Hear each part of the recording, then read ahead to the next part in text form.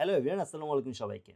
Khulna Tigers বনাম দুর্বার রাজশাহীর ম্যাচটি দুই দলের জন্য ইম্পর্ট্যান্ট এই কারণেই খুলনা টাইগার্স এখন পর্যন্ত রাজশাহীর সাথে একটা ম্যাচ খেলে সেটাতে হেরেছে এবং দুর্বার রাজশাহী হঠাৎ করেই তারা খুব ভালো খেলা শুরু করেছে। বিশেষ করে তারা আল্টিমেটলি খুলনা এবং সিলেটকে হারানোতে তাদের মধ্যে যেরকম কনফিডেন্স চলে আসছে এবং তার সাথে পয়েন্ট টেবিলটাও পুরো চেঞ্জ হয়ে গেছে।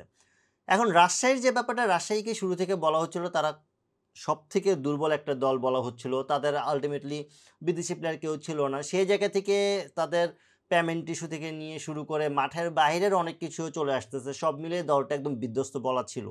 মানে এভাবেই চলে আসতেছিল। বাট লাস্ট ম্যাচে তারা এত কথাবার্তার মাঝখানেও তারা সিলেটকে হারিয়ে দেয় এবং খুব দারুণভাবে কামব্যাক করে। কামব্যাক করাতে তারা এখন এমন অবস্থায় তারা হচ্ছে পয়েন্ট টেবিলে ৪ নম্বর দল হিসেবে আছে।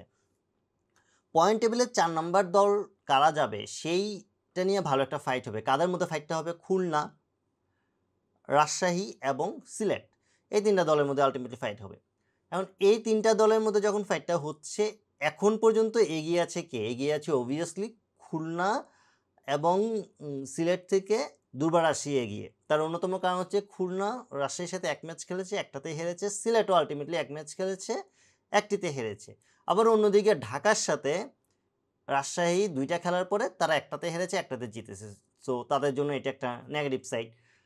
যেখানে হচ্ছে ঢাকার সাথে খুলনা বা সিলেট এরা মোটামুটি সবগুলো ম্যাচে জিতে যাবে। যদিও এখন পর্যন্ত ঢাকার সাথে সিলেটের একটা ম্যাচই হয়েছে। সো আরেকটা ম্যাচ বাকি। খুলনারও আল্টিমেটলি প্রবাবল হচ্ছে খুলনার এখন পর্যন্ত ঢাকার সাথে ম্যাচ বাকি আছে। সো ওখানে খুলনার একটা চান্স থাকবে। সো ওভারঅল আপনি যদি বলেন যে খুলনা আল্টিমেটলি এখন যে পজিশনে আছে, তাদের নেক্সট ম্যাচটা হচ্ছে রাজশাহীর সাথে, দেন বরিশালের সাথে তাদের ২ টা ম্যাচ আসছে। আবার রংপুরের সাথে ২ টা ম্যাচ আছে। সো এই জায়গা থেকে তাদের আল্টিমেটলি সিলেটকেও হারাতে হবে। সো মোটামুটি এটা একদম ক্রিস্টাল ক্লিয়ার যে রাজশাহী এবং খুলনা ম্যাচে যারা জিতবে, বিশেষ করে রাজশাহী যদি জিতে তারা যথেষ্ট এগিয়ে যাবে। যথেষ্ট এগিয়ে যাবে। ইভেন হচ্ছে সিলেটও আল্টিমেটলি তারা যদি রাজশাহীর ম্যাচটাতে তারা যদি হেরে যায়, তখন রাজশাহীর জন্য কাজটা একদম ইজি হয়ে যাবে। সো এই ম্যাচে আল্টিমেটলি রাজশাহীর জন্য একটা প্লাস পয়েন্ট, বিগ চান্স তারা যদি ম্যাচটা জিতে নিতে পারে। বাট খুব একটা ইজি হবে না। কেন ইজি হবে না? দেখেন, খুলনার দলটাতে অবভিয়াসলি তারা ব্যাটিং নিয়ে প্রবলেম ফেস করতেছে। এখন ব্যাটিং নিয়ে প্রবলেম ফেস করলেও তাদের বোলিংটা যথেষ্ট ভালো।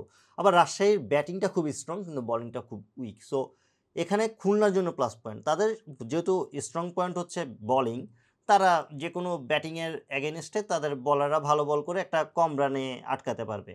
আবার রাজশাহীর যেহেতু উইক পয়েন্টটা তাদের বোলিং, সো যেহেতু খুলনার উইক পয়েন্ট তাদের ব্যাটিং, সো এখানে খুলনার একটা খুব কষ্ট হবে না যে তারা কোয়ালিটি বোলিং লাইন আপের বিরুদ্ধে খেলতে হচ্ছে, সে ব্যাপারটা নাই। সো এদিক দিয়ে খুলনা একটু এগিয়ে থাকতেছে।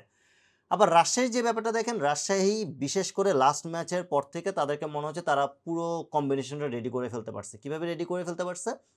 তাদের ব্যাটিংয়ে যদি দেখেন, তাদের ব্যাটিংয়ে আল্টিমেটলি যারা আছে, দেশীয় প্লেয়ার যারা আছে তারা ভালো করছে।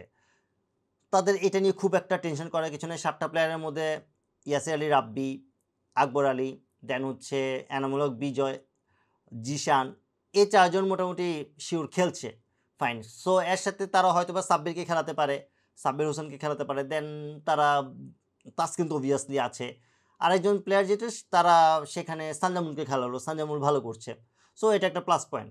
তাদের জন্য দেখেন সানজামুল বোলিং আছে, জিশান বোলিং আছে, সাব্বির হোসেনও বল করতে পারে, তাসকিনও বোলিং আছে। ৪ জন বলার কিন্তু এমনিতেই হয়ে যাচ্ছে এখান থেকে। আবার ফরেন প্লেয়ারে দেখেন, ফরেন প্লেয়ারে তারা হ্যারিস, রায়ান বালের পাশাপাশি তারা নতুন যে ২ জন প্লেয়ার পেল, সেটা তাদের জন্য খুব ইম্পর্ট্যান্ট। তারা বিশেষ করে লাস্ট ম্যাচে যেভাবে তারা কামব্যাক করলো, সেটার জন্য আপনাকে বাহবা দিতেই হয়। তাদের মার্ক দেওয়াল আছে, সে খুব ভালো খেলেছে। বিশেষ করে তার বোলিংটা এবং ব্যাটিংটাও সে ভালো করে, যদিও পুরোপুরি ভালো করতে পারেনি। বাট আল্টিমেটলি বোঝা যাচ্ছে সে ভালো করবে। বাট তাদের বোলিংয়ের ক্ষেত্রে লাস্ট ম্যাচে আফতাব আলম, সে দারুণ বল করেছে। সে ২ উইকেট নিয়েছে ৩ ওভারে ২৪ রান দিয়ে। তাকে মনে হচ্ছে সে দলের খুব কার্যকর একটা প্লেয়ার হবে। বিশেষ করে বোলিংয়ের সাপোর্টটা খুব ভালো দিবে।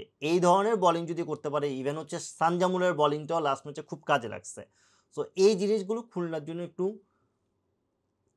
কষ্টকর হবে বা স্ট্রাগলের জায়গাটা হবে। সো এই জায়গা থেকে আমার মনে হয় রাজশাহীর একটা প্লাস পয়েন্ট, তারা কম্বিনেশন রেডি করে ফেলতে পারছে। তাদের খুব আর বেশি একটা নাড়াচাড়া করতে হবে ব্যাপারটা এমন না। তাই তারা আলটিমেটলি একটা শেপে আছে এটা বলাই যায়। অন্যদিকে খুলনার যে প্রবলেমটা হবে তাদের ব্যাটিংটা নিয়ে। তাদের বোলিংয়ে যথেষ্ট যারা আছে সবাই ভালো করছে। বাট তাদের ব্যাটিংটা আল্টিমেটলি ফোকাস করতে পারছে না যে তাদের ব্যাটিংটা কী হওয়া উচিত। দেখেন তারা আল্টিমেটলি শুরুতে নাঈম শেখ বা আফিফ এরা রান করছে, কিন্তু দিন শেষে রান করলো যে ধরনের রানটা প্রয়োজন বা যে ধরনের ব্যাটিংটার প্রয়োজন সেটা তারা দিতে পারতেছে না। এখন আপনি এখানে বলতেই পারেন যে খুলনা আল্টিমেটলি তারা বেশ কয়েকটা ম্যাচ ক্লোজ করে হারছে, বাট ক্লোজ করে হলেও চিটাগাংয়ের সাথে ম্যাচটাই দেখেন। চিটাগাংয়ের সাথে তাদের কিন্তু খুব ইম্পর্টেন্ট একটা ম্যাচ ছিল। ইম্পর্টেন্ট ম্যাচ হওয়ার পরও তাদের যে ধরনের ব্যাটিং দরকার ছিল তারা সেটা করতে পারেনি। যদিও তারা একটা নতুন ফরেন প্লেয়ার অ্যাড করলো, ডম শিবলিকে অ্যাড করলো, কিন্তু সে আলটিমেটলি কতটুকু সাপোর্ট দিতে পারবে সেটা লাস্ট ম্যাচে বোঝা যায়নি। নেক্সট ম্যাচে বোঝা যেতেও পারে, সে হয়তো বা ভালো ব্যাট করতেও পারে। বাট সেই জায়গা থেকে আলটিমেটলি দেখেন নাঈম শেখ আমার কাছে তাকে এখন ওইভাবে আপ টু দ্য মার্ক মনে হয় নাই। বা মিরাজ ট্রাই করছে, আফিফও ট্রাই করছে, but not up to the mark. রাব্বিকে লাস্ট ম্যাচে নিয়েছিল, কিন্তু রাব্বিও খুব একটা ভালো করতে পারে নাই। দারুইশ রাসুলি সে একটু ট্রাই করতেছিল, but strike rate not up to the mark.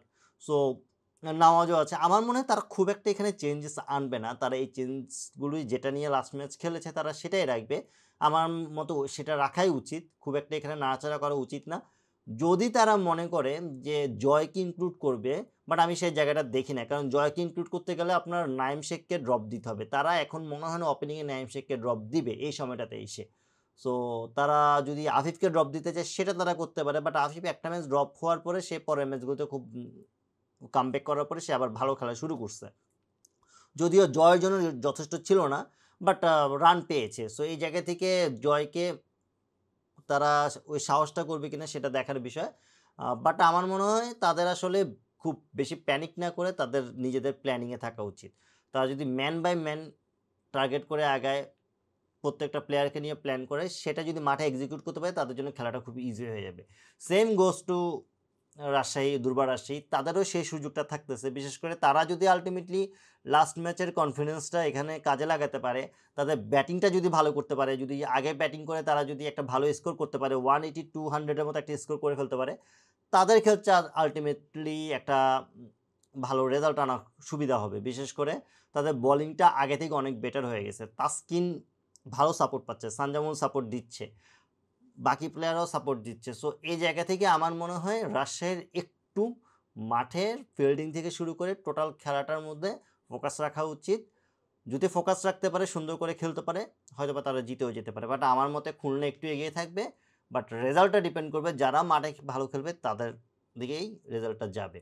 আপনার মতে এই ম্যাচে কারা জিততে পারে, প্লেইং 11 কী হওয়া উচিত, অবশ্যই কমেন্ট করে জানাবেন। ভিডিওটি ভালো লাগলে লাইক, কমেন্ট, শেয়ার এবং সাবস্ক্রাইব করে পাশে থাকবেন। আল্লাহ হাফেজ।